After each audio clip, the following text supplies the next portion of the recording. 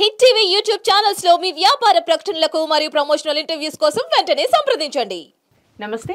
GH Prasad గారితో మనీకి సంబంధించి చాలా ఇంట్రెస్టింగ్ వీడియోస్ చేస్తూ ఉన్నాం, చాలా కనెక్ట్ అవుతూ ఉన్నాం. చాలా మంది మంచి మంచి కామెంట్స్ పెడుతూ ఉన్నారు. అందరూ తప్పకుండా ఫస్ట్ నుంచి లాస్ట్ వరకు ప్రతి వీడియోని వాచ్ చేసే ప్రయత్నం చేయండి.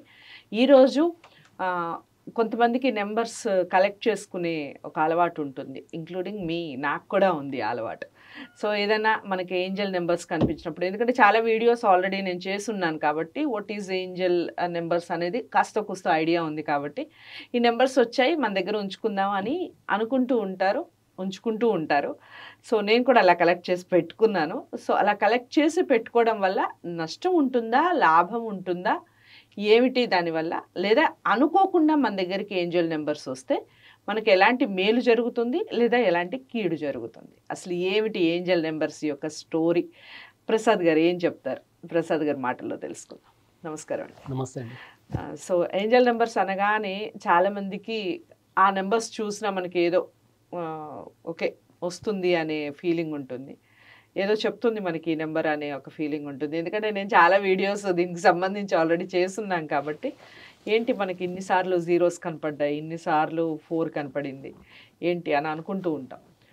సో అసలు ఏంజల్ నెంబర్స్ మనీలో కనిపిస్తాయి, లైక్ నోట్లు, అది లైక్ 5 రూపీస్ నోట్ దగ్గర నుంచి మొదలు పెడితే ఇప్పుడు మనకి 500 వరకు ఉంది కాబట్టి 500 నోట్స్లో ఏది కనపడ్డా ఏంజల్ నెంబర్స్ మనకి మంచి జరుగుతుందంటారా, చెడు జరుగుతుందంటారా, ఆ మనీని దాచుకోవాలా లేదా ఖర్చు చేయాలా, ఏమిటి దానికి సంబంధించి చెప్పండి. ఖచ్చితంగా అండి.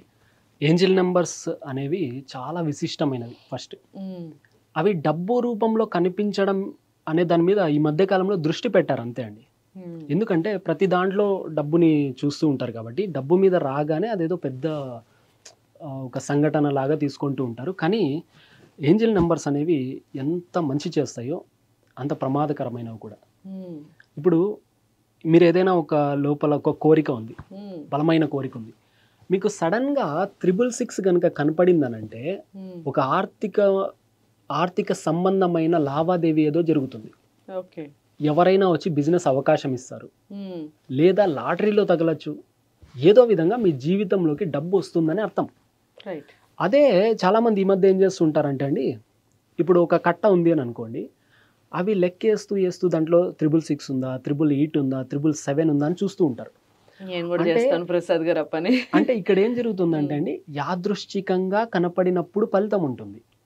కావాలని వెతికి చూసి నాకు ఇది కనపడింది కాబట్టి ఏదో జరుగుతుందని అనుకోవడం వల్ల జరగదండి.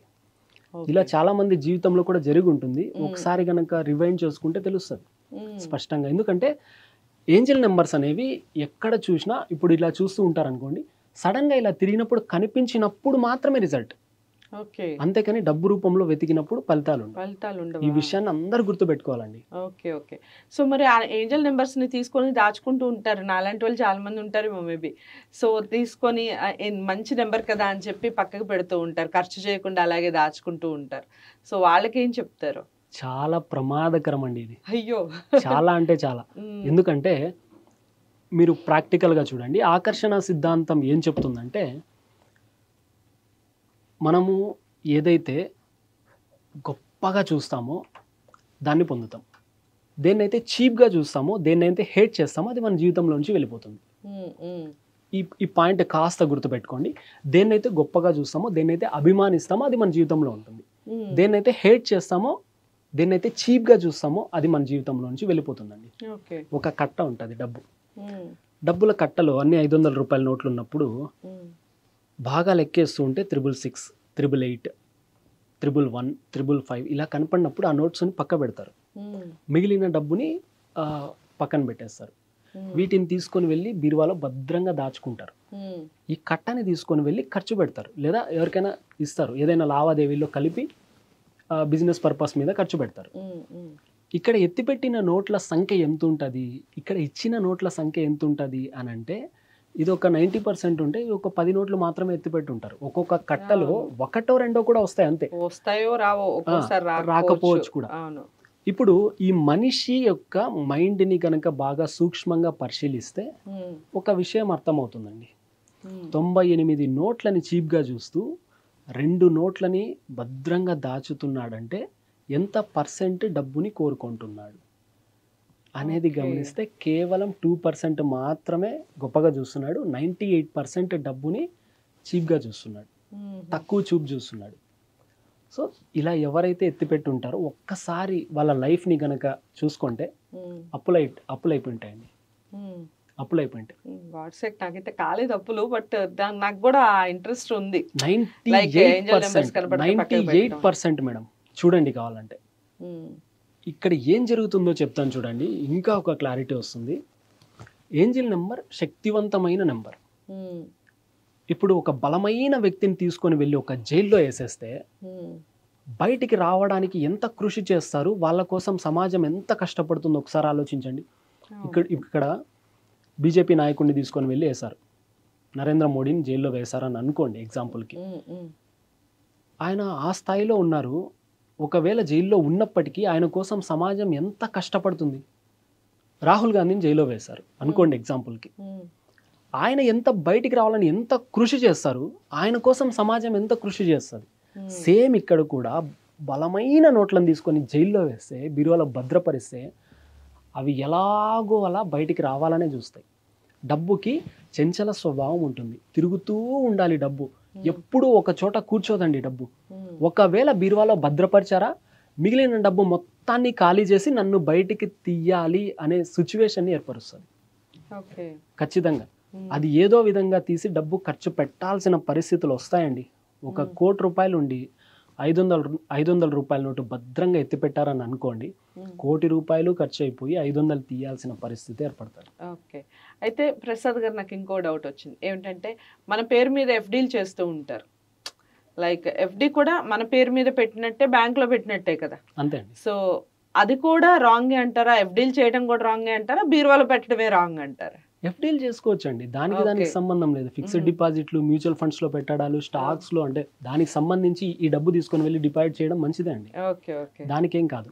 ఇక్కడ ఒకవేళ ఈ ఏంజిల్ నెంబర్స్ని మీరు ఉపయోగించుకోవాలి అని అనుకుంటే బెస్ట్ టెక్నిక్ చెప్తాను చూడండి. చెప్పండి. సింపుల్ అండి.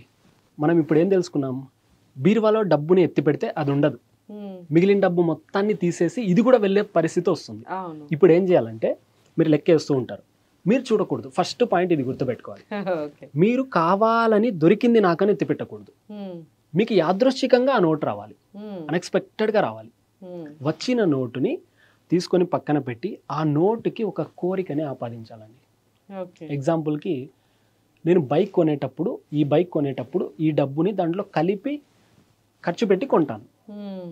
ఇలాంటి కోరికని పెట్టి బీరువాలో పెడితే ఇది శక్తివంతమైన డబ్బు కదండి, ఇది బయటికి ఖచ్చితంగా తొందరలోనే వెళ్ళాలి కదా, ఆ కోరికని తీర్చేసి వెళ్ళిపోతుంది.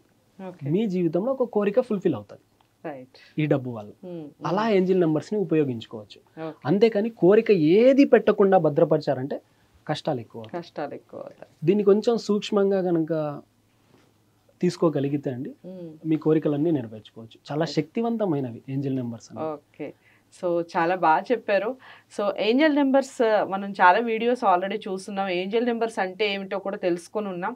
చాలామందికి అలవాటు ఉంటుంది, నాతో సహా. నేను కూడా ఇలాంటి పనులు చేస్తూ ఉంటాను. ఏదైనా ఏంజల్ నెంబర్ కనపడగానే బట్ 222 వచ్చింది, చాలా మంచి నెంబర్ కదా, 999 వచ్చింది, మంచి నెంబర్ కదా అని తీసి పక్క పెడతాను.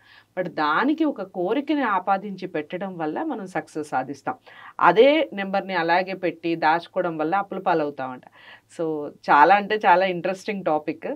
ఇక నుంచి ఏంజల్ నెంబర్స్ని ఏ విధంగా వాడుకోవాలి అనేది ఒక క్లారిటీ తీసుకొచ్చారు ప్రసాద్ గారు. ఇంకా మీకు డౌట్స్ ఉంటే ఖచ్చితంగా కామెంట్ బాక్స్లో తెలియజేయండి, లేదా ప్రసాద్ గారిని డైరెక్ట్గా కాంటాక్ట్ అవ్వచ్చు, తన క్లాసెస్కి అటెండ్ అవ్వచ్చు, స్క్రీన్ మీద కనపడే నెంబర్కి కాల్ చేయడం ద్వారా.